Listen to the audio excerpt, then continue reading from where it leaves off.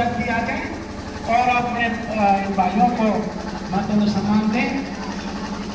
आ जाओ भाई देवेंद्र और संदीप सोरेन और बोल दिया भैया, तो कोई बात नहीं ना नाराज होने की जरूरत नहीं। अच्छों के साथ आज तेरा भाई बहुत बढ़िया काम करके गया। धन्यवाद। अब मैं सांसद साहब से निवेदन करूँ कि वो स्टेज पर आए और अपने विचार रखें। सांसद साहब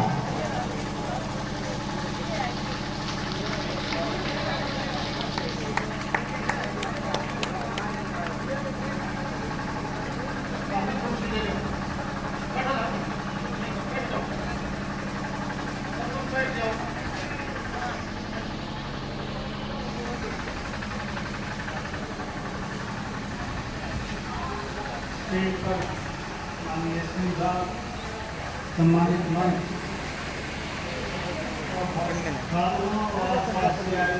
सम्मानित बुजुर्गों, माता बहनों, बच्चों, आज ऐसे अवसर पर आप इन दोनों बच्चों को, दोनों खिलाड़ियों को मान सम्मान देने के लिए आए। वैसे तो ओलंपिक हो, कॉमनवेल्थ हो, एशियाड हो, राष्ट्रीय स्तर के खेल हों या प्रांतीय स्तर के खेल खिलाड़ी हों, आप पिछले कुछ सालों से देख रहे हो कि हरियाणा प्रदेश का खिलाड़ी इस देश में सबसे ऊपर है।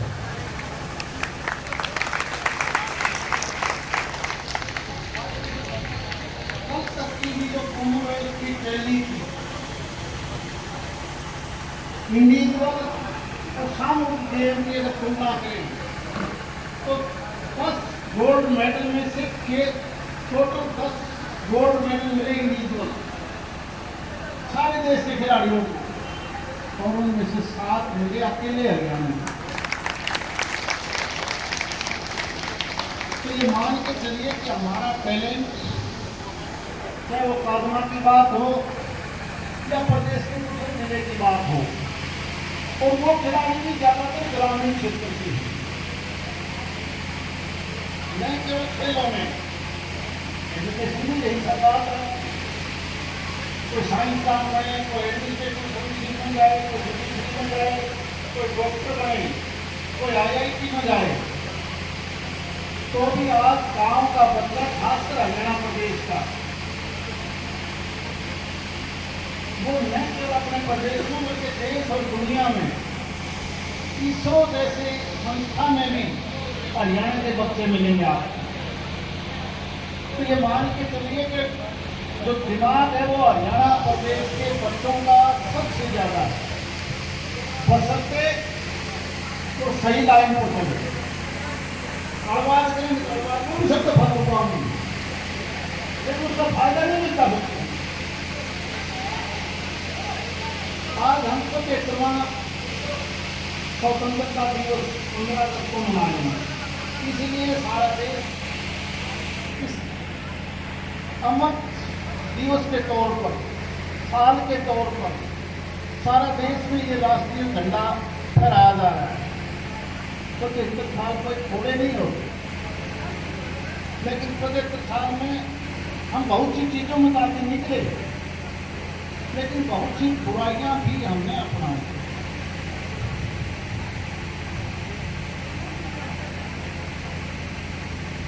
और सबसे बुरी जो बीमारी हमने अपनाई, वो अपनाई हमने भाईचारे को खत्म कर दिया। इसलिए आज आवश्यकता है कि हम भाईचारा दोबारा से मजबूत कैसे करें। आप गुड़गांव, फरीदाबाद, बम्बई, दिल्ली में बड़ी बड़ी सोसाइटी हैं, सेक्टर हैं, वहाँ जाके देखोगे तो 1000 2,000 फ्लैटों की एक संगठन बने हुए हैं। वो यूँ प्रधान, यूँ सेक्रेटरी के 12 आदमी 8 डब्ल्यू के माध्यम से उन समस्याओं का निपटारा करें। उनका कोई डब्बा नहीं होता कभी भी, कोई केरल का है, कोई आंध्र का है, कोई महाराष्ट्र का है, तो कोई कर्नाटक का है। लेकिन उसके उल्ट कोई गांव ऐसा नहीं बचा प्रदेश में, लगभग मेजोरिटी के परिवार भाई से भाई दुश्मन बन गए। आप कहीं जाके देख लो, इन थाने तहसील में जाओगे ना तो सारी दरखास्त भाई तो भाई के खिलाफ की पाऊंगे। चाहे दादरी में चले जाओ, भिवानी चले जाओ, महेंद्रगढ़ चले जाओ, रोहतक चले जाओ, सोनीपत चले जाओ, यानी जो सामाजिक ताना बाना था वो हम पता नहीं इस 75 साल में धीरे धीरे धीरे करके हमने वो खत्म कर दिया। अगर वही सारा जोर हम इस समाज को मजबूत करके अपने बच्चों को आगे काटने में लगाएंगे तो मैं मान के चलता हूं कि हिंदुस्तान नहीं दुनिया में हम सबसे ज्यादा अग्रणी हो जाएंगे, एजुकेशन में भी, खेलों में भी। और बल्कि मैंने तो देखा कि खेल का मतलब तुलना करने लग रहा था। अब 7 गोल्ड मेडल हरियाणा के इंडिविजुअल के, और हरियाणा की जनसंख्या सारे देश में 2%, 2.5%। अगर इसमें अनुपातिक तौर पर सारे देश में मेडल हरियाणा की तरह लेके आए बच्चों की तरह तो 350 मेडल बन जाते हैं, जबकि 350 मेडल टोटल है नहीं। सारी दुनिया के मेडल तुम ले आ सकते हो। इसलिए मैं राजेंद्र को भी, इन दोनों बच्चों के माता पिता, क्योंकि फादर के साथ साथ माँ का भी बहुत बड़ा रोल होता है, और एथलेटिक्स में जिस प्रकार से इन्होंने अपना खेल का, और शायद ये नीदरलैंड में गए थे, और मैं मान के चलता हूं कि आने वाले समय में ये केवल इस प्रकार के गेम नहीं, आगे और भी बहुत मौके मिलेंगे। आने वाले समय में एशियाड भी होने हैं। आजकल तो खेलों के अलग अलग ओलंपिक के साथ साथ अलग अलग खेल होने शुरू हो चुके हैं। और अब हरियाणा का टैलेंट आप देखते हो, कहीं स्टेडियम है, कहीं व्यायामशाला है तो है, नहीं तो सड़क है, और नहीं तो खेत है। सड़कें 4 बजे उठते दौड़ लगाना शुरू कर देते सुबह सुबह। और कई बार तो मैं देखता हूँ ये जो 152D नया बना है, जो ईद चालू हुआ था, ईद भी इसके ऊपर भजा पाओ सब बच्चों का, यानी जो एक आदत थी उसमें कहीं ना कहीं सुधार आया है। 4 बजे उठते लाग गए हैं। अरे राजेंद्र को बेचारा केड़े खोआ खोआ लाग गया सारे गांव वाला में कभी कि किसी प्रकार से तैयार हो जाए मेरे गांव के बच्चे, और केवल मेरा बेटा लेके आए या मेरे बेटे की मिसेज लेके आएगी इनाम, गांव का और ज्यादा बच्चे तैयार हों इस खेल में। इसलिए मैं राजेंद्र को और ज्यादा बधाई देता हूं, जो सारा काम छोड़ के इस दौड़ में लगा रहे।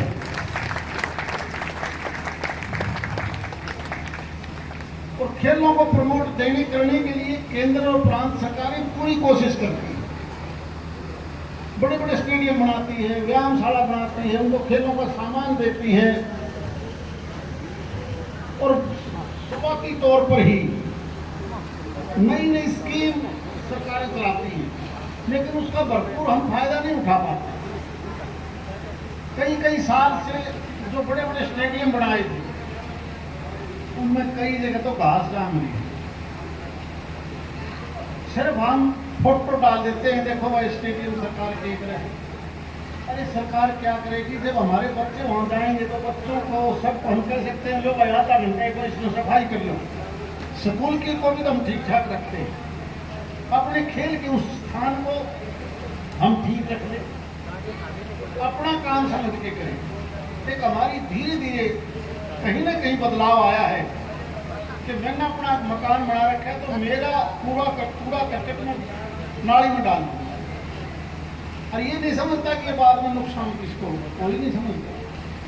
हमने बहुत सी चीजें अपने आप भी खराब कर।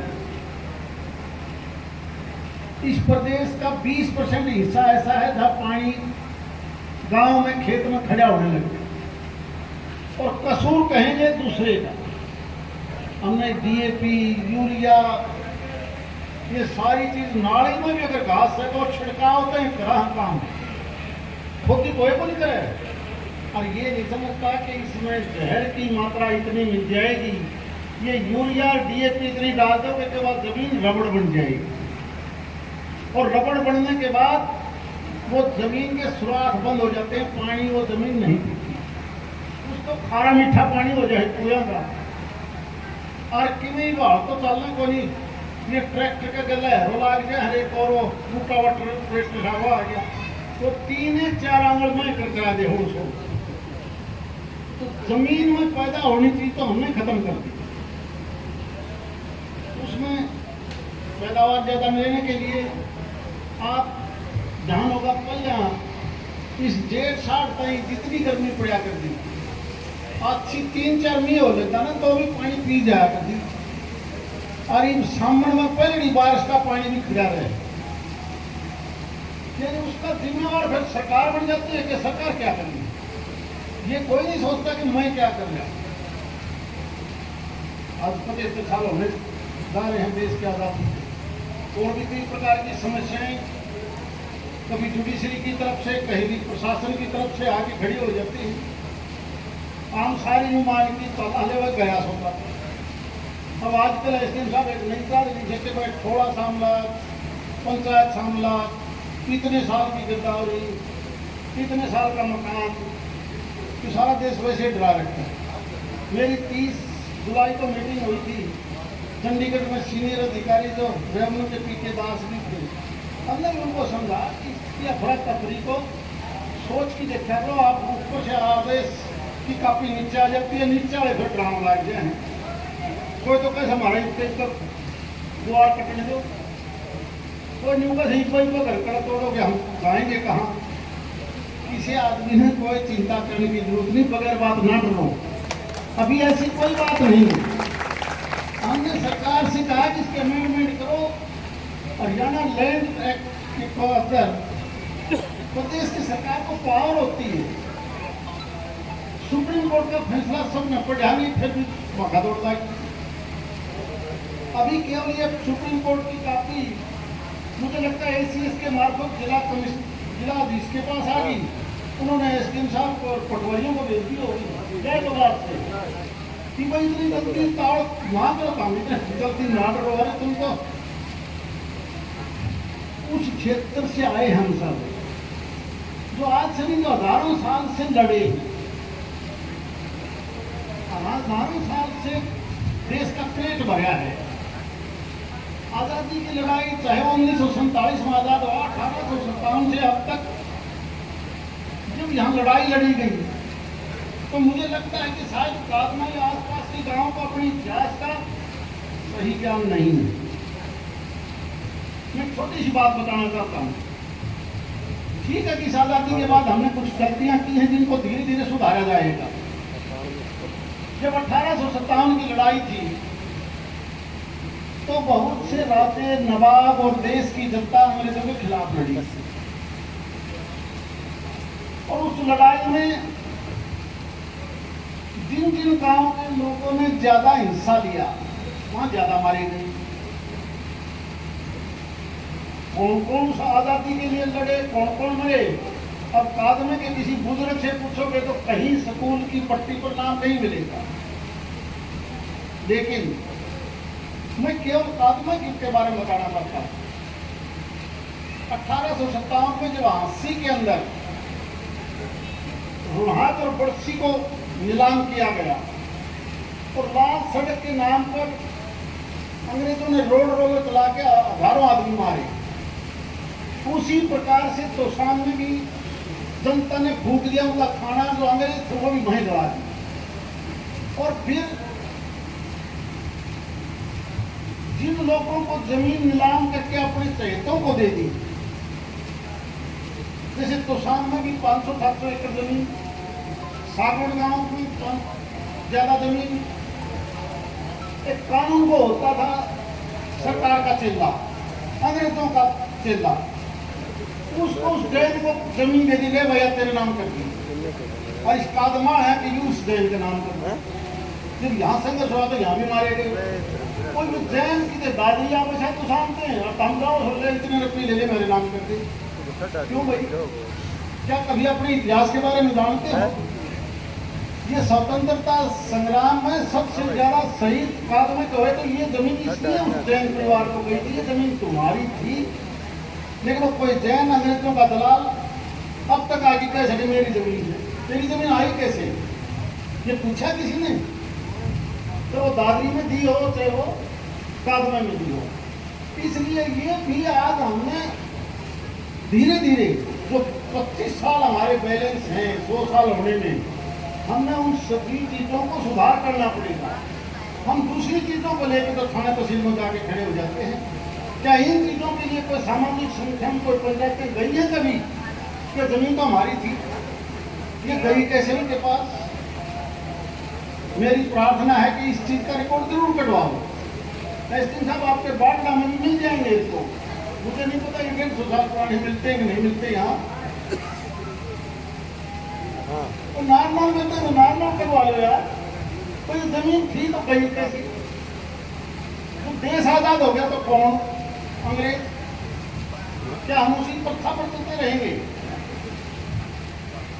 इसलिए क्योंकि आज का ये प्रोग्राम हमारे दोनों बच्चों के नाम है और क्योंकि इन्होंने हमारा इलाके का प्रदेश का नाम रोशन किया है, और उम्मीद मैं करता हूं कि इसी बात को देखते हुए दूसरे हमारे जो छोटे बच्चे हैं वो खेल के साथ साथ एजुकेशन में भी, और एजुकेशन में भी कोई एक चीज नहीं होती। कोई पढ़ के सिविल सर्विसेज में बनेगा, कोई IIT में जाएगा, कोई नई खोज करेगा, कोई अच्छा डॉक्टर बनेगा, वो भी तो देश के लिए करेगा। इसलिए हम इन फजूल की बातों को छोड़ के सबसे ज्यादा ध्यान दें हमारी पीढ़ी के ऊपर। इस पीढ़ी को हमने आगे बढ़ाना है और न केवल कादमे का नाम ऊंचा करना है बल्कि प्रदेश और देश का नाम भी ऊंचा हो। इसलिए कुछ बैठे बैठे बातें बता रहे थे मेरे से व्यायामशाला के बारे में। खेल का ग्राउंड नहीं है उसमें, जहाँ राजेंद्र बच्चों को सिखाता है। देखिए जब भी हम कोई बीड़ा उठाते हैं तो एक और बड़ी तेजी से चलते हैं और फिर उस गहरी चीज में छोड़ के फिर आगे बढ़ जाते हैं। याद करो जब कादमा कांड के बारे में शहीदी स्मारक बनाया तो उस टाइम का पैसा भी बैलेंस पड़ा है, लेकिन वो बना दिया तो छोड़ दिया। एक तो उसमें डांगर हांड हो तो एक पशु हांड हो, ये हो रहा है कि नहीं? तो वो बड़ी अच्छी शुरुआत करी। अरे एसडीएम साहब आप एक बार उस कमेटी से पूछो पैसा बैलेंस है और उस पैसे को उसी शहीदी स्मारक में कहाँ कहाँ यूज किया जा सकता है जहाँ ये खेल ग्राउंड भी है। इसलिए बाकी चीजें आप तो कोई भी वो होगा, कोई एसडीओ होगा यहाँ पर क्या एक्शन को कहो कि ये जो चीज कह रहे हैं वो एस्टिमेट बना दें जिस चीज की भी जरूरत पड़ती है, ताकि उस पैसे को हम HRDF से दे दें। 5 लाख रुपया मैं मेरी तरफ से अलग से भेज दूंगा ताकि अपना ग्राउंड में वो कर लेते, ताकि उसको बुला लिया एक्शन कौन है बहुत सिंह, उसने बोला मैं समझाऊंगा तुम्हें कैसे करना है। और मैं मेरी तनख्वाह में से 51,000 रुपये इन दोनों बच्चों को भी देता हूँ। लेकिन हमारा मकसद ये है कि हम सब मिलकर आगे बढ़ें और आने वाले समय में इस प्रदेश के उस हर खिलाड़ी को प्रोत्साहन दे, उस हर बच्चे को प्रोत्साहन दे जो बच्चा पढ़ के आगे बढ़ेगा। और ये जो सट्टाबाजी, शराब का सौदा, इनके ऊपर भी लगाम लगाने की कोशिश करें। आपको हैरानी होगी कि सट्टा बाजारी में इस बार जो ठेका उठा है तो बोली हुई था IPL की 45,000 करोड़ रुपया इकट्ठा हो जाएगा सब बोली का। ज्यादा कहाँ से? ये थोड़ा जुआ खेलने से सट्टा लाम नाड़े तो ज्यादा उनके पास से इससे 10 गुना ज्यादा जाएगा और फिर जमीन बिकेगी। क्या हम उन बच्चों को ये चीज भी सिखानी चाहिए कि तुम किस रास्ते पे चल रहे हो? उन बच्चों का ज्यादा ध्यान पढ़ाई में और खेल में लगवा दो। जब हर बच्चे का ध्यान खेल में होगा तो दूसरे झगड़े फसाद में नहीं जाएगा। सही समय है पढ़ाई पर जाएगा तो सारी दूसरी गलत रास्ता छोड़ के वो कुछ न कुछ बन के दिखाएगा। और पढ़ाई एक ऐसी चीज है तो मरते दम तक कर लो। जरूरी नहीं कि 20 साल का बालक को नहीं पढ़े, कि दिमाग में तो 3 लाख शब्द का एक कंप्यूटर की जगह बना रखी है, इतने तो आए इसके इसमें तो कभी भी पूरी कर लो चाहिए। इसलिए मैं इस सम्मान समारोह में जो हमारे दोनों बच्चों का सम्मान आप लोगों ने दिया है, आप देवगांव से नहीं बाहर से भी आए हो, और मैं उम्मीद करता हूँ कि आने वाले समय में चाहे वो खेल किसी प्रकार का भी हो, हमारे इलाके का नाम और ज़्यादा रोशन करोगे। और राजेंद्र जी, आपको दोबारा से बधाई देता हूँ कि आप बगैर लोभ लालच के लगे हुए हो। धन्यवाद।